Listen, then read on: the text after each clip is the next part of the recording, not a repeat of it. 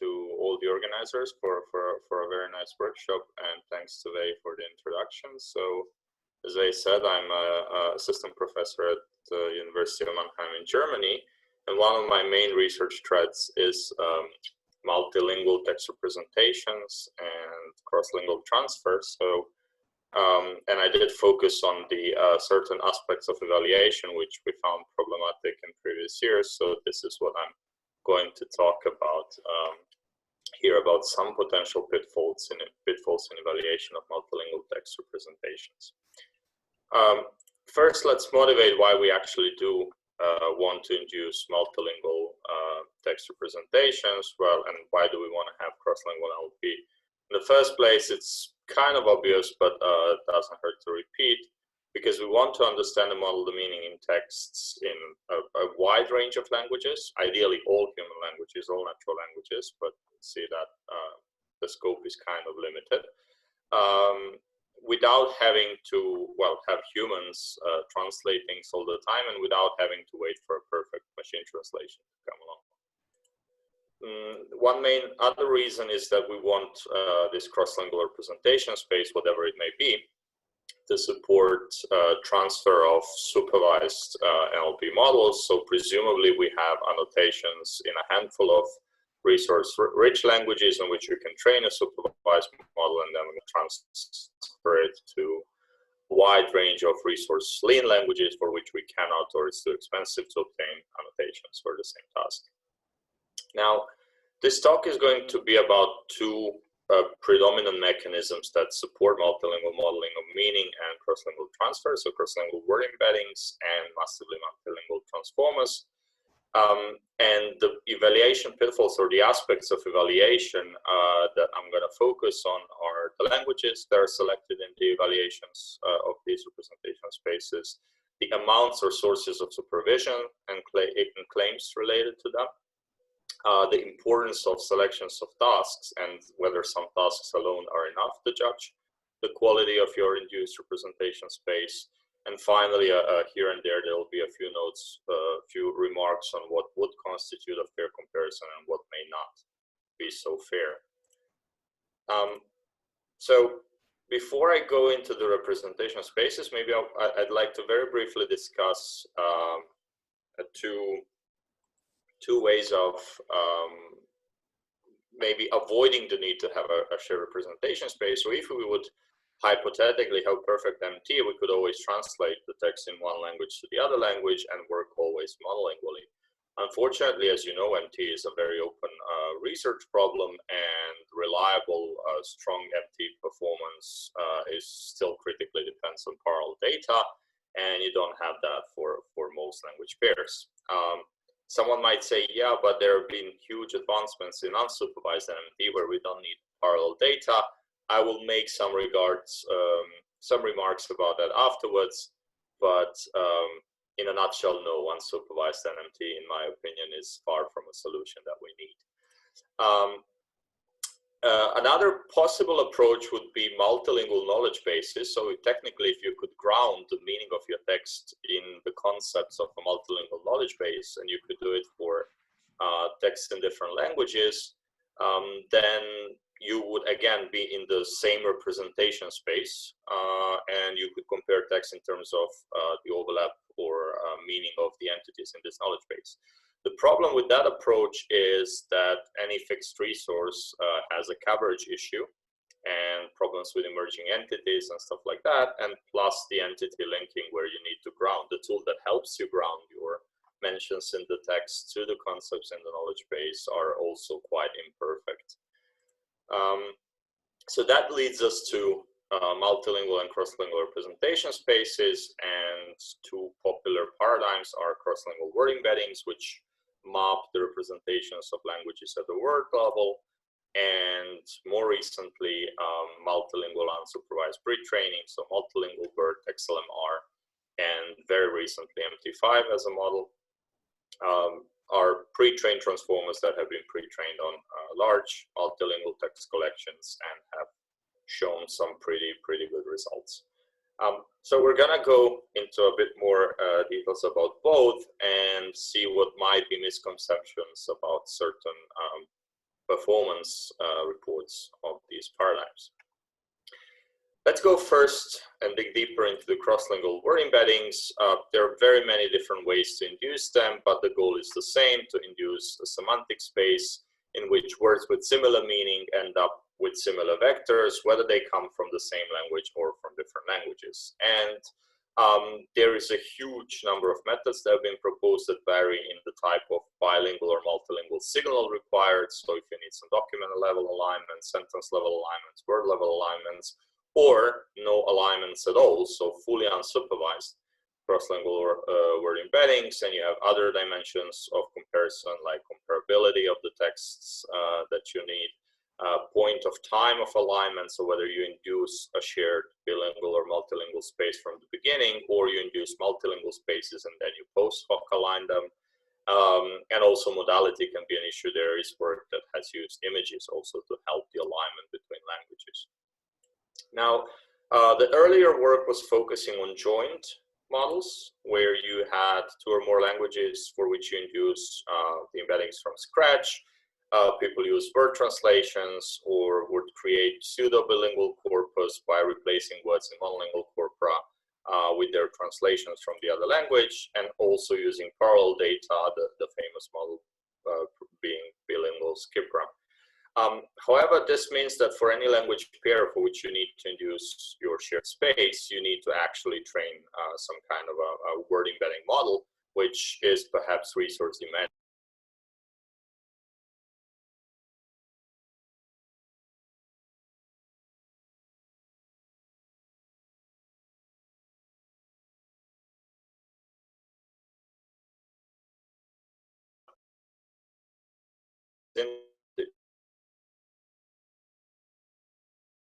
To work focused on the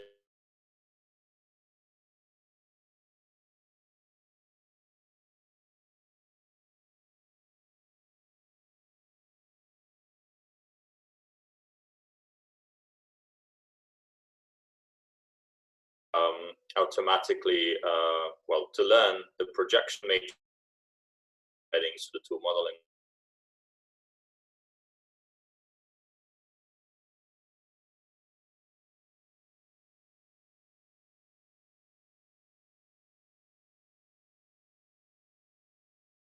Once you multiply the vectors from the source language space with that matrix, you roughly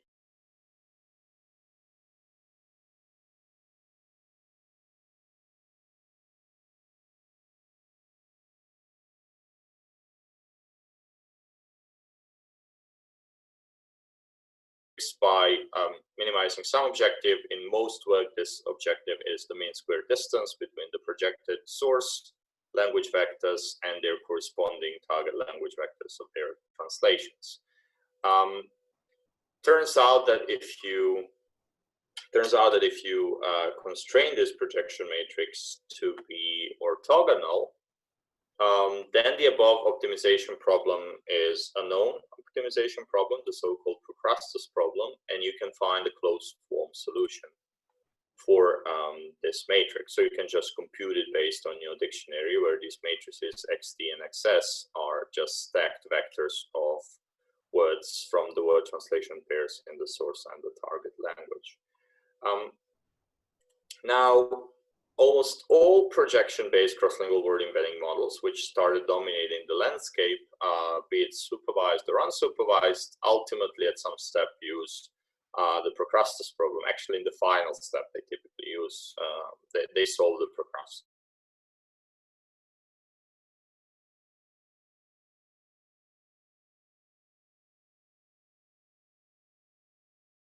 Supervised models automatically induce the initial dictionary. So they don't require that you have some set of word alignments a priori. They induce it somehow by comparing in one way or another the topologies of the two monolingual spaces. So the general framework for unsupervised induction of cross-lingual word embeddings is depicted here. It mostly corresponds to the most popular framework for inducing unsupervised cross-lingual word embeddings, which is BECMAP by Artecha and colleagues. And the idea is the same. You start from an initial word alignment dictionary, and then you repeat 2 steps. Using that dictionary in that iteration, you learn the projection matrix, you induce your bilingual space, and then you look for the mutual nearest neighbors between the languages. In that space, you take the top and mutual nearest neighbors, and you augment your dictionary with that. And then you repeat the procedure. You again learn the projection using the new augmented dictionary, and then again induce the space and look for nearest neighbors. Now, if you look at it, there have been a number of approaches proposed for unsupervised induction of cross-lingual word embeddings, where the key difference, or the only difference basically, is in this step of how they induce the initial dictionary. And a number of approaches have been proposed that exploit anything from adversarial learning to solving the optimal transfer problem, but that's effectively the key difference. All the other steps of this iterative induction of the cross-lingual space and augmentation of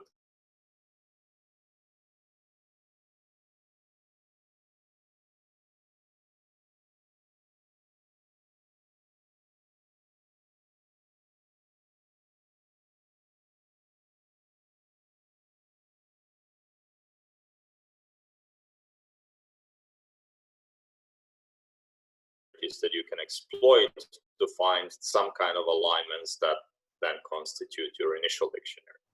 We'll see later on why that may be problematic. And now that we've seen basically what the induction of cross-lingual word embeddings looks like, primarily with the projection-based methods, let's check what the evaluation setups commonly looked like and what might be problematic with those evaluation setups. Now, before we take a closer look into how the cross-lingual word embedding spaces were evaluated most often, let's try to recall why do we actually wanted to induce those shared embedding spaces in the first place. Well, we ended up with projection-based word embeddings compared to those that induce embeddings from scratch, because they're lightweight and inexpensive. So if you have any kind of 2 pre-trained word embedding spaces, you can align them post hoc with a set of methods, unlike the previous joint methods where you would need to train your favorite word embedding models on some combination of manipulated corpora between the 2 languages.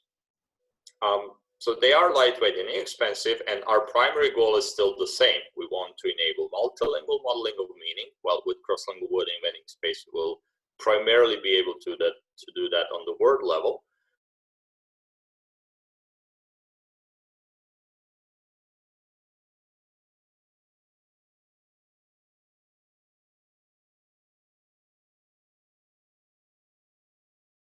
Stream NLP tasks.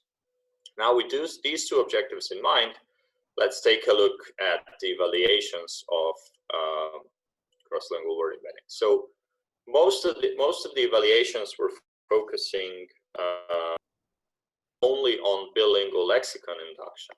And if you focus only on bilingual lexicon induction, which effectively is a word translation task, so you're testing your embedding space for how well it can find the translation of the word in another language, you could argue that that evaluation alone is not really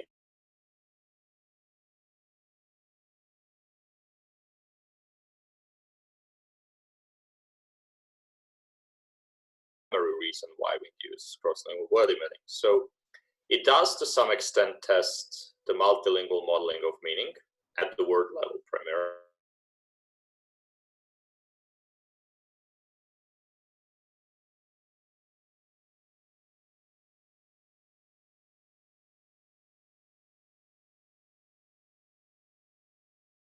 Them through the BLI, does the fact that one of them performs better on BLI guarantee this will be the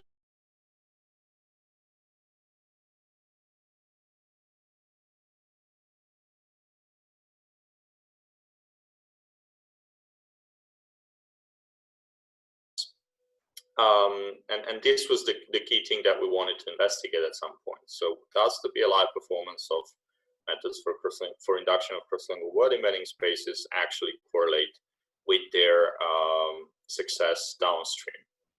And finally, there was a lot of incompatibility in most of the evaluations. Most papers were performing ad hoc evaluations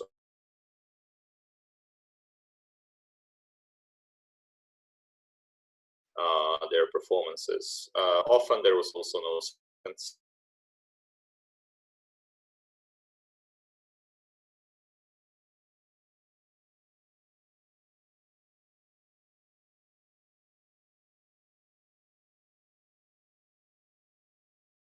In our work from ACL last year, we wanted to propose a better framework for evaluating cross-lingual word embedding. So we focused on two things. First, okay, BLI is important. If you're aligning things at the word level, you want to test how well you are doing in terms of well, word translation.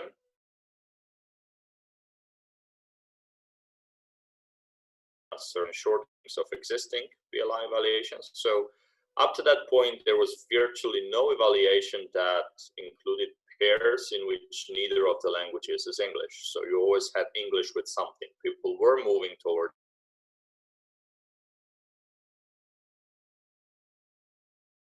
and so on. The first evaluations were always between closed languages, so English, Spanish, English, Italian, English, German. So there was movement English towards something more distant, but not basically virtually there were no evaluations that involved languages, pairs of languages in which neither of the languages was English.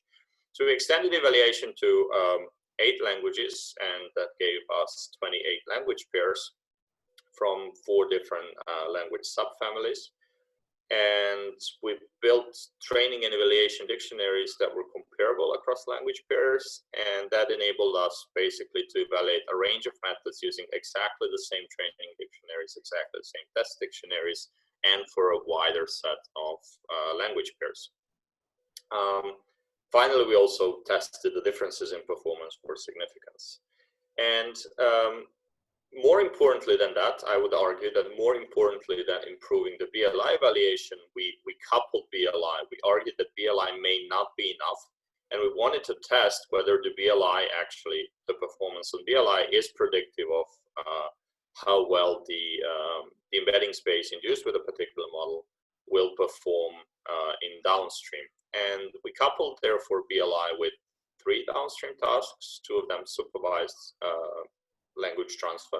So language transfer of supervised models. So you train document classification model in English, and you transfer it to test languages, to target languages, and NLI, natural language inference, as the other supervised task for language transfer. And then we had one unsupervised task where you simply well, aggregate the word embeddings cross-lingual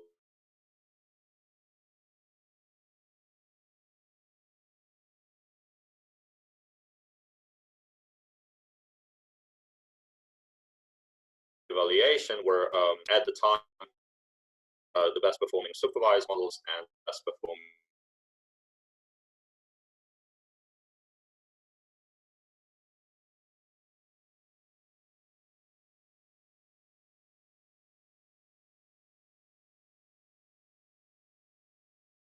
one to another. Now, if you look quickly at the results, the first column is the standard BLI task, and this is in each column you have the score, the performance of each model, and in the brackets is the ranking on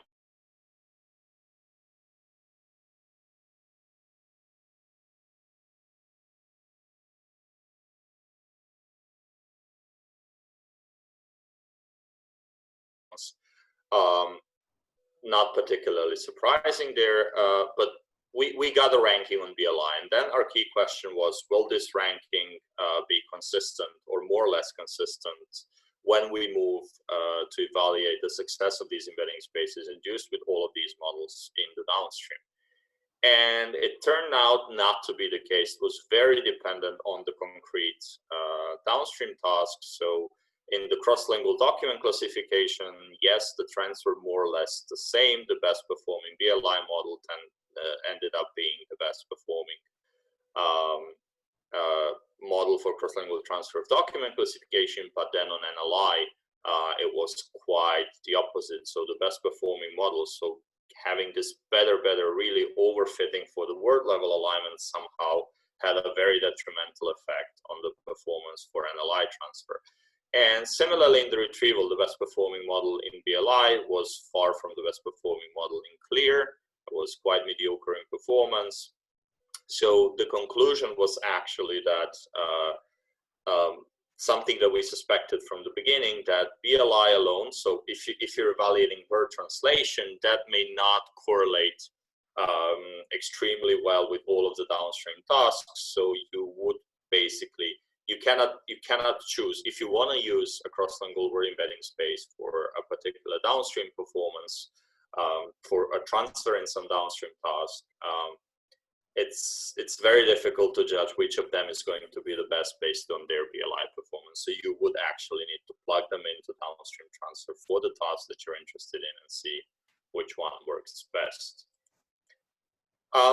In the follow-up work at the MLP19, we actually focused a bit more on this notion that unsupervised cross-lingual word embeddings models are actually something very good and very that they can outperform the supervised models, which were some of the claims raised. And the motivation for doing it in fully unsupervised way, so not using any kind of alignment, not even a handful of word alignments, was that no bilingual or multilingual signal is required, and this is actually very good for resource lean languages for which we cannot find any kind of bilingual signal. This was a bit of a bogus claim, because for very many languages you can find at least a few word level alignments with other languages from resources such as Conlex. So you have some for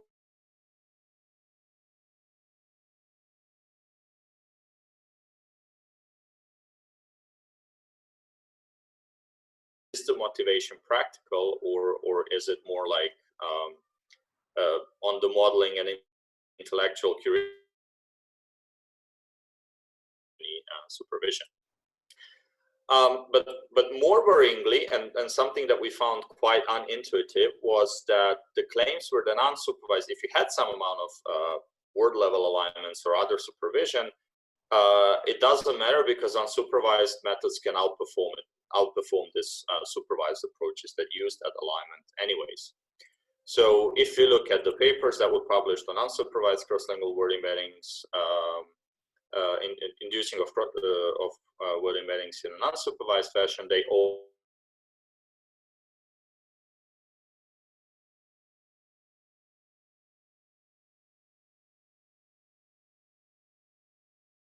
problem in the final step. Only they start from a less reliable, so more noisy dictionary, which they automatically induce in the first step, whereas the supervised models would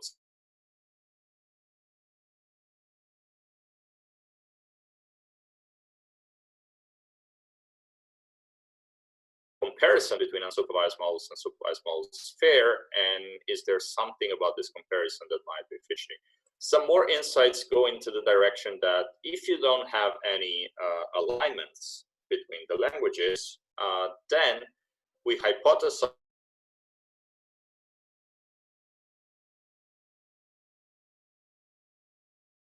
between the two embedding spaces in order to find words that are mutual translations, in order to induce this initial dictionary.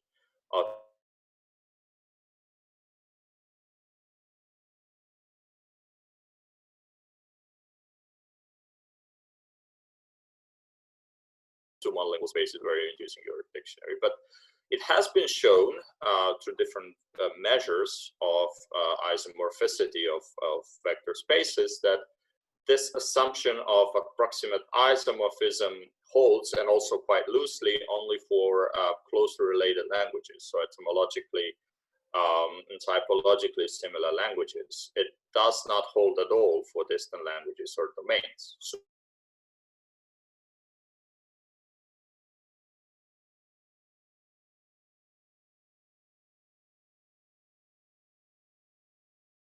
word embeddings in the first place, all of the methods, supervised or unsupervised, just on the account of learning a linear projection, they do rely on this assumption once, right? If you would linearly project one space to another, you keep the topology of the original space, you just translate or rotate it, but you keep its topology. And this is not an ideal case for spaces that are not approximately isomorphic. But if you move to the unsupervised RAIN, where you need to additionally induce somehow, based on the topologies, this initial dictionary, you are relying on that assumption. And that assumption, as so, doesn't hold between distant languages. So if you're relying on it twice, that should be more detrimental to your performance than if you're using a supervised approach where you use a clean dictionary and then just the projection is relying on that assumption. So we looked deeper in the comparison between unsupervised and supervised methods, and we took the best performing unsupervised approach. So the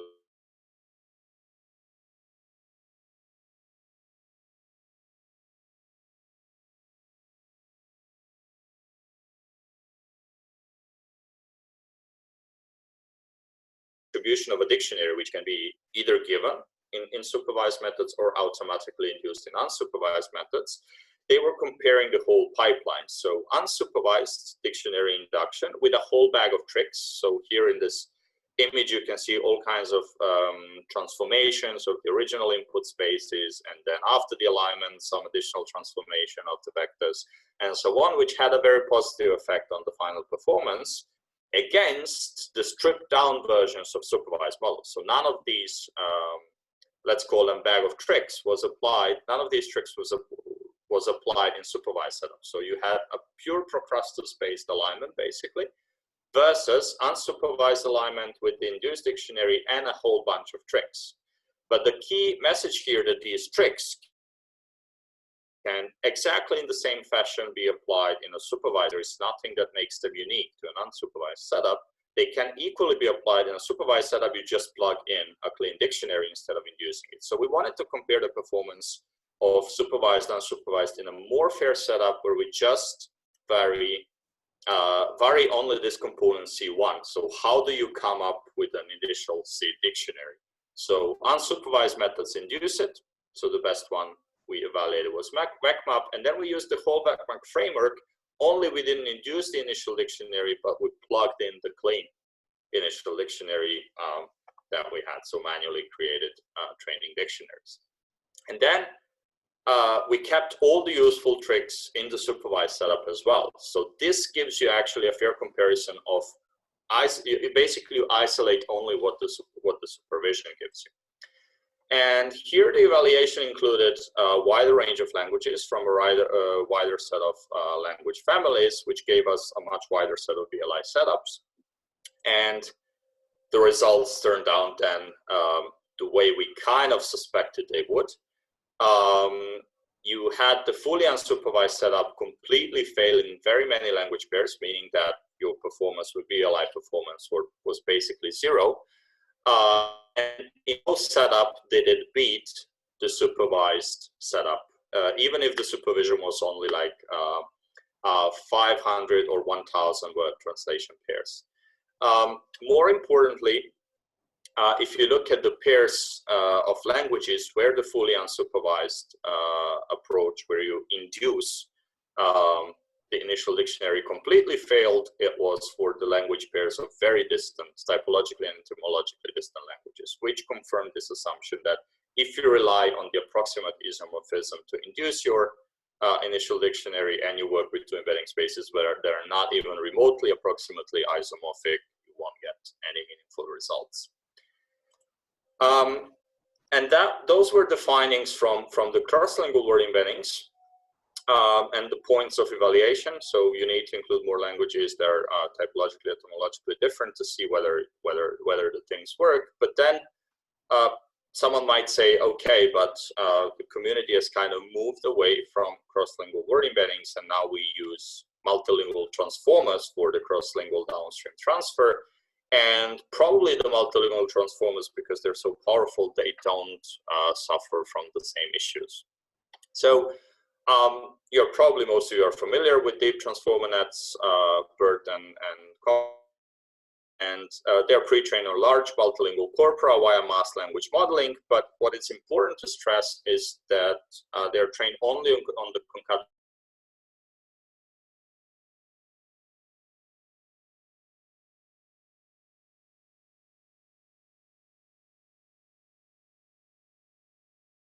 inject in information from any word translation pairs or sentence translation pairs. And it has been deemed very effective for zero-shot cross-lingual transfer. So when applied, it could achieve state-of-the-art results in many.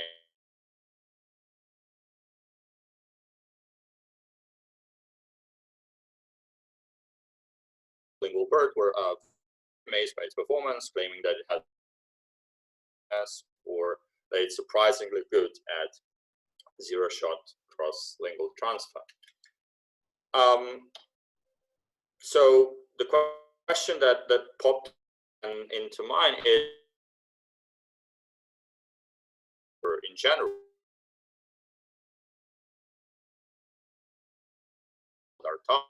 the answer would actually be no, and I will, on the following slides, I will show you some results that would imply that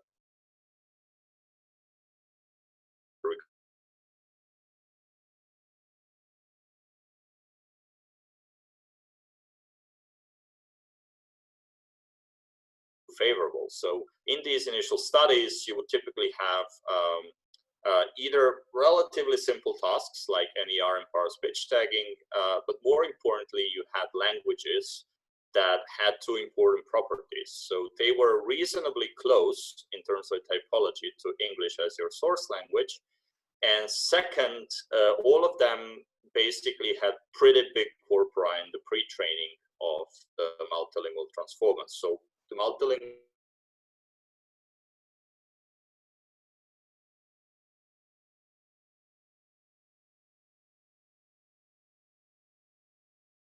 of languages and to a wider set of tasks. And this is the work that we presented here at the MLP 20 with my PhD student, Anna Lauscher, showing that you can still hear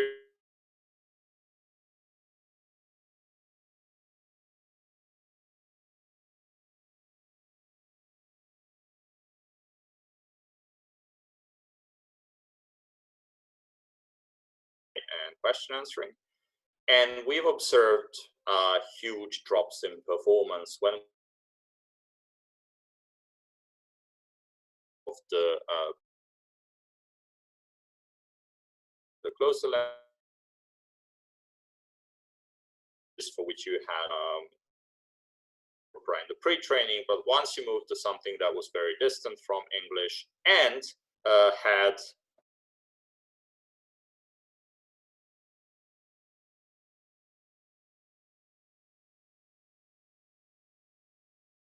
language or the size of the pre-training corpora could play a bigger role, but in general, both of them are important, and we had seen really huge drops for distant languages. So this is kind of the same thing that we were observing with cross-lingual word embeddings. So things work very nicely as long as you stick to close languages and languages for which your initial representations were built.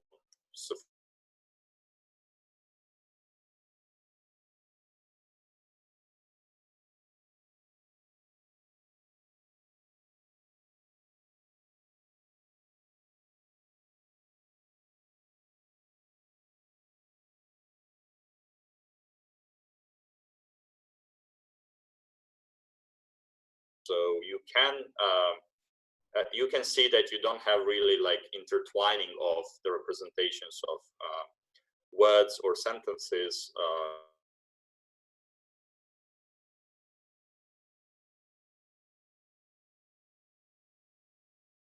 Parallel data you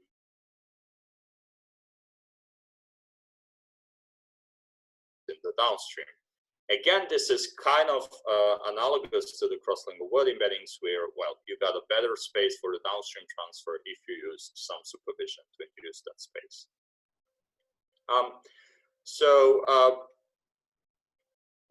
I would like to say a few words next about the importance of choosing the language sample for the cross-lingual transfer experiments, because that seems to play a big role, as we've seen in cross-lingual word embeddings evaluations, and also in multilingual transformer evaluations. It plays a big role about the conclusions that we draw, right? So it's crucial for the conclusions that we can draw is what the sample of languages that we're experimenting with looks like.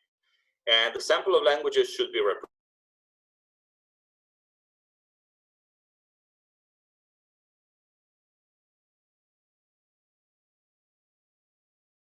So whether you take multilingual transformers, most studies have language samples that correspond to languages with largest digital footprint.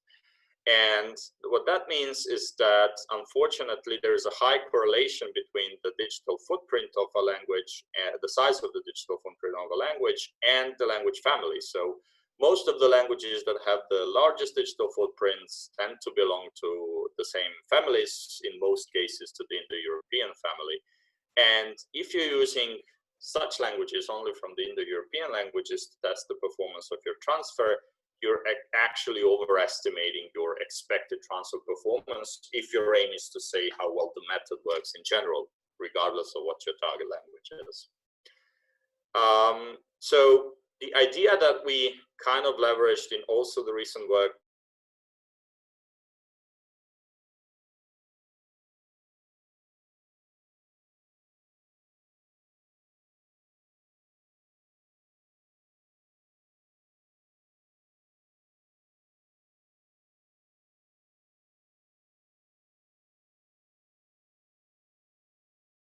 in the literature called variety sampling. And the variety sampling of languages does favor the inclusion of outliers. So you are selecting languages according to the distribution of language and you want to map probability to lesser percent your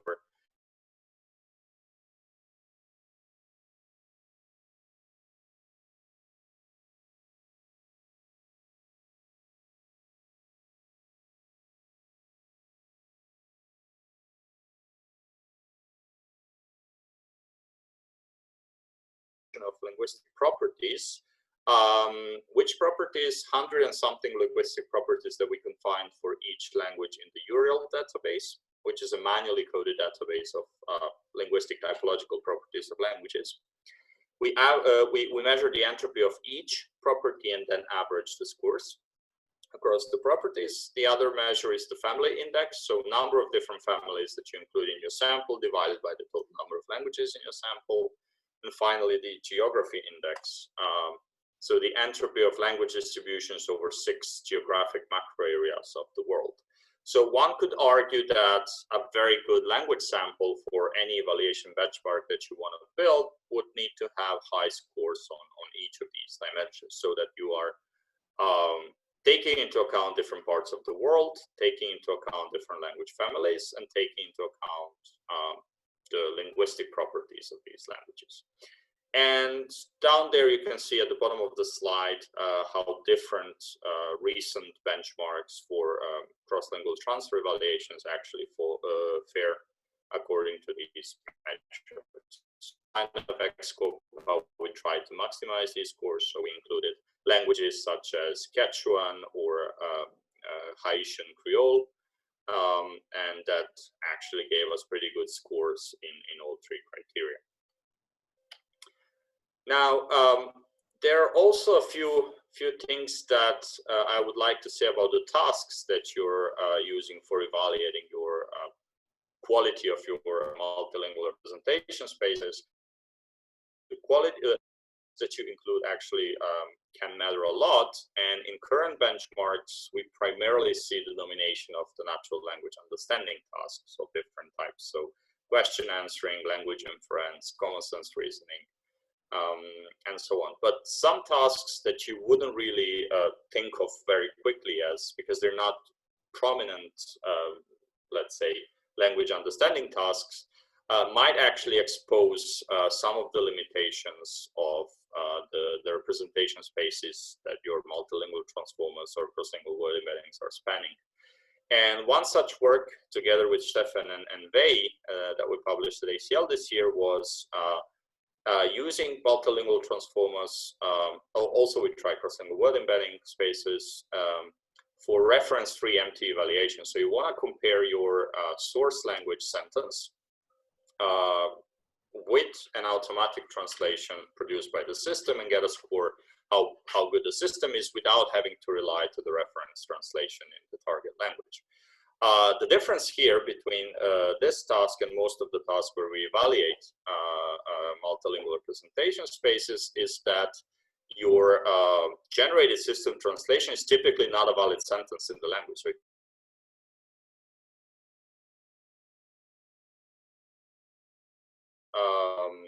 one prominent case that we notice is the so-called translationese, when you have a bad literal word-by-word translation.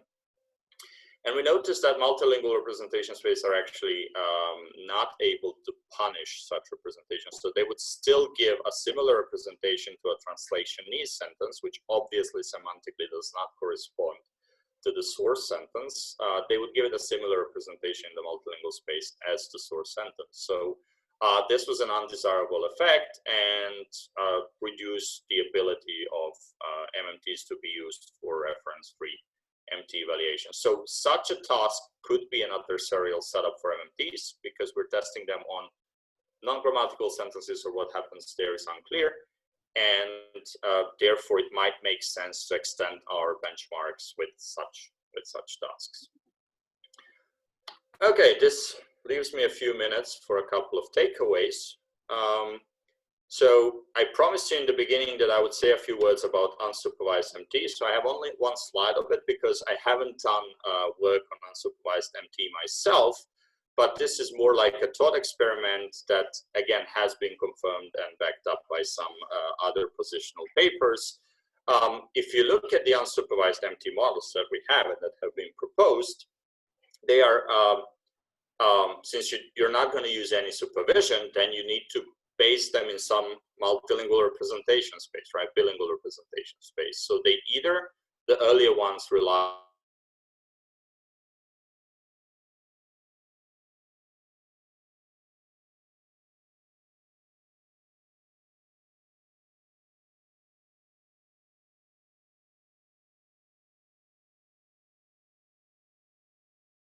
to different types of denoising training. So monolingual autoencoding and backwards.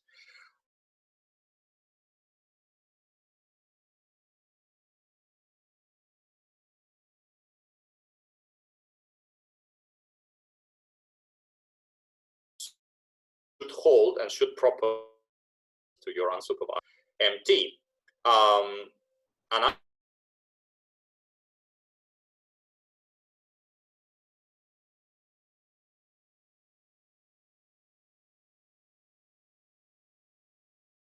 supervised MT, and that is true, but that was the case for closed languages. So the evaluations were carried out on pairs like English-French, English-German, English-Romanian, where both languages are always in the same language family. They're both monolingual corpora used for inducing the representations were fairly big.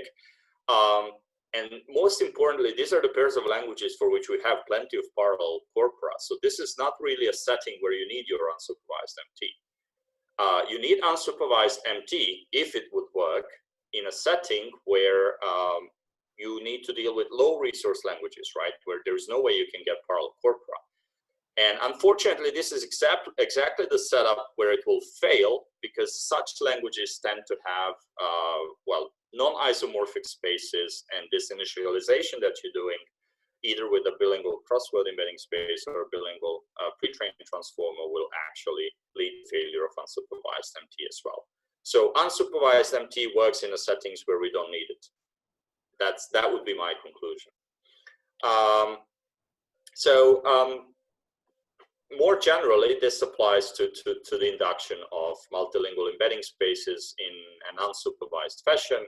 So if you are looking to induce an embedding space without any explicit bilingual alignment, then obviously, if you are to induce some meaningful alignment, there have to be some kind of topological correspondences between the subspaces of the two languages. And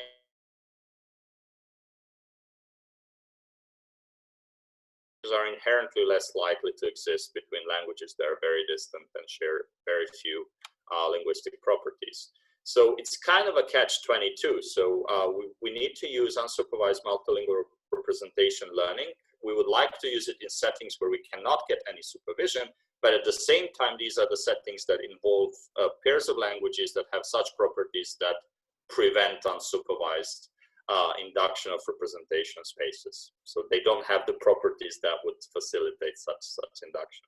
So one takeaway that I would give is to be skeptical about any evaluation that would render a fully unsupervised multilingual representation learning. So whether it's a fully unsupervised induction of cross-lingual word embedding spaces, fully unsupervised induction of encoder spaces from multilingual transformers, or fully unsupervised MT, if it's claimed to be superior to a supervised counterpart, I would be very wary of such an evaluation, and I would look for clues of unfair evaluation or something that's not comparable between the two setups, unsupervised and supervised. So another key takeaway that I wanna say again in the context of pushing this line of work on unsupervised induction of representation spaces is that let's not pretend that we don't have the resources that we do have. So parallel corpora is actually much more available than we would like to think. So you have corpora like Jehovah's Witnesses 300 or multilingual Bible corpora that have several hundreds of languages, between which you can find as much as 100,000 sentence translations. At the word level, there are resources like Punlex, for which you're going to find more than 2,000 word translation pairs for more than 2,000 lexical entries for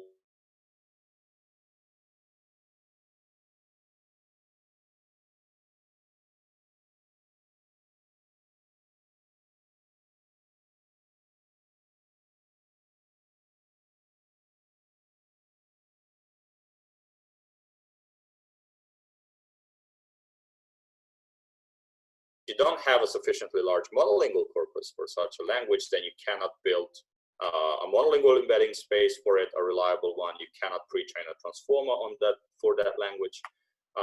So it's kind of an artificial setup to assume that we have a language for which we have a lot of monolingual data, but not any bilingual signal. And as noticed, that was actually framed very nice in a positional paper by Mikkel Artech and Sebastian Ruder from this year's ACL. So this alleged scenario involving no parallel data and sufficient monolingual data is not really met in the real world. A final thought on the benchmarks that we use for cross-lingual evaluation of cross-lingual representation spaces is that diversifying languages and tasks is crucial. As I mentioned before, diversifying languages is perhaps easier because you have a clear criteria what you might diversify over, and you have data that you can measure this diversity over, like this Uriel language vectors. So you want typological, etymological, or geographic diversity. Diversity over the types of tasks is a bit more difficult, I think, to capture. But one thing that I noticed is that language generation or language generation evaluation tasks are generally missing from benchmarks such as Extreme or other ones. But more recently here at the MLP, there was an XGLUE benchmark that was presented that does have two language generation tasks. So that's perhaps a step forward in building better over time, but not too much. So thanks for your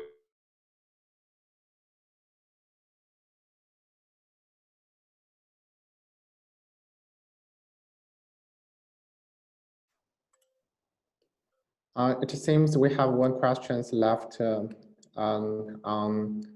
the Rocket chat. Okay, let me go there.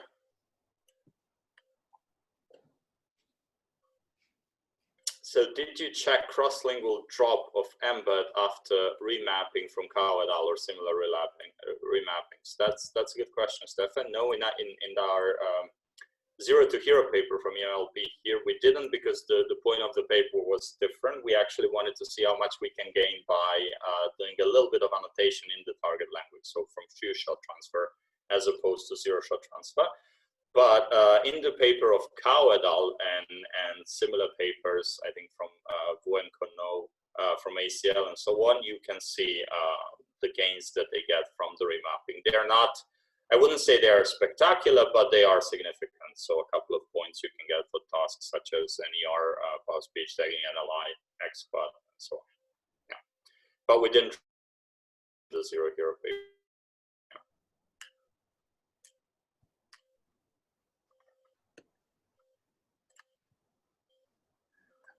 I have one question.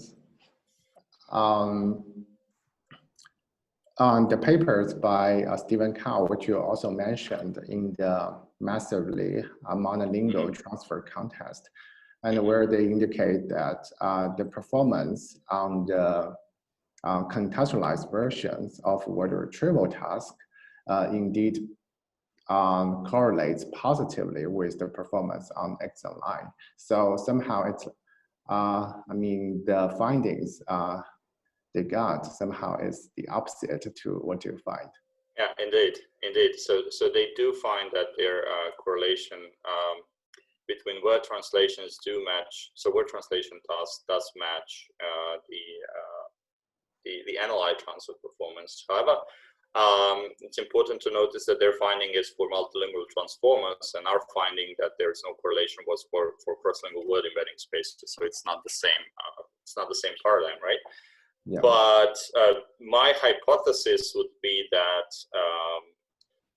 word level representations in representation spaces encoded by multilingual transformers are somewhat different than in the static cross-lingual word embedding spaces. And we've had some recent experiments that show that. So there's also a paper that we had here at the MLP by Ivan Bulic as a first author, where we showed that, and we had some results on cross-lingual retrieval as well, where we showed that if you use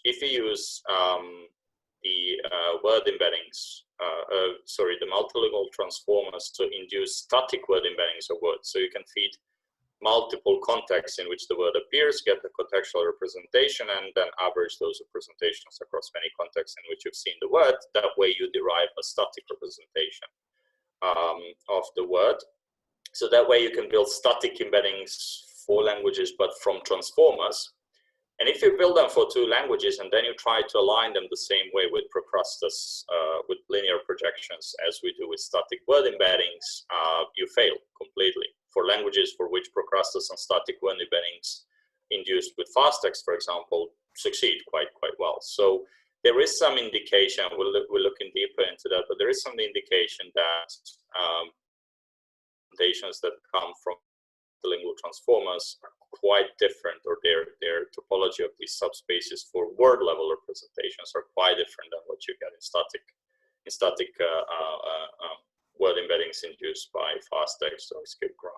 And so, yeah, so that could be the source of the difference of the finding between Kao, who did this analysis for multilingual transformers, and us, who did the analysis at the cross-lingual word embedding level.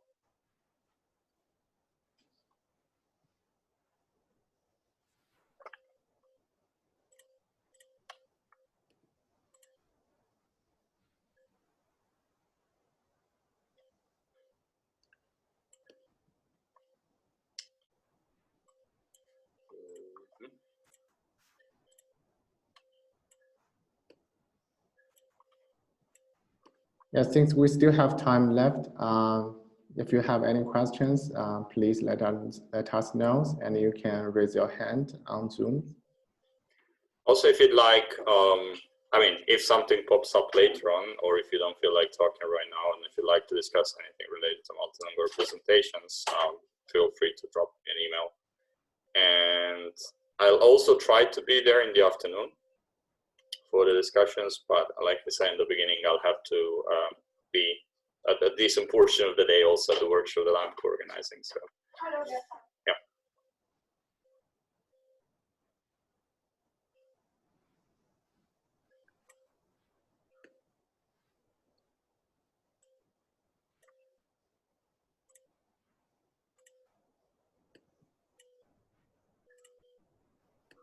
Thank you, Hannah.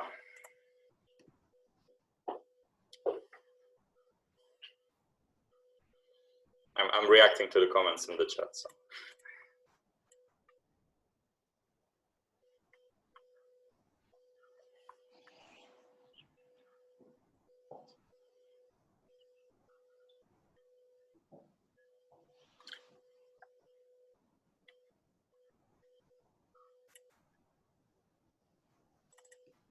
Okay, I guess. I'll stop sharing my screen if there are no further questions. And